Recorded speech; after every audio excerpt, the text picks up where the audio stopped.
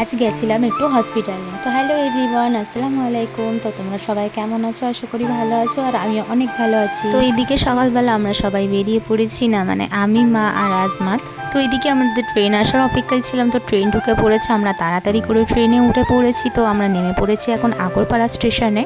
তো স্টেশন থেকে একটুখানি আমরা হেঁটে চলে গেছিলাম অটো স্ট্যান্ডে। তো এখানে আমরা অটোতে উঠে পড়েছি, আর এখন যাচ্ছি আমরা সাগর দত্ত হসপিটাল। এর হয়তো অবশ্যই ভাবছো কেন আমরা হসপিটালে যাচ্ছি। না, আসমাতকে একটু দেখাবো, ও তো একদমই খেতে চাচ্ছে না কদিন, সেই জন্য। আর আমিও একটু ডক্টর দেখিয়ে নেবো।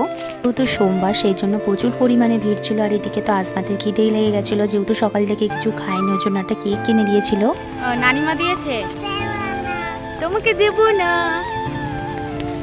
আমারও কেক কিনে দেবে, তোমাকেও আমি দেবো না। দেখো কতটা পরিমাণে দুষ্টু হয়েছে, ও আমাকে লোভ দেখাচ্ছে, তোমাকে আমি দেব না। আসার জন্য আমরা অটোতে বসে পড়েছি। এদিকে মা আর আমি নিয়ে নিয়েছি ডালের বড়া। তো ডালের বড়া খেতে খেতে আমরা বাড়িতে চলে এসেছি। আর এই বিড়ালটাকে নেওয়ার জন্য এখন জেদ ধরেছে, বাড়িতে নিয়ে যাবে, সেই জন্য মানে থাকবো বলে এসেছিলাম। তারপরেই একটা ঘটনা ঘটে গেল, না মানে তোমার দাদা ভাইয়ের গায়ে বেরিয়েছে। সেই খবরটা শুনে দেরি না করে আমি মেজো মামার সাথে চলে এসেছি বাড়ি। আর একদিন না যেতে যেতে ঘরের কি অবস্থা দেখো।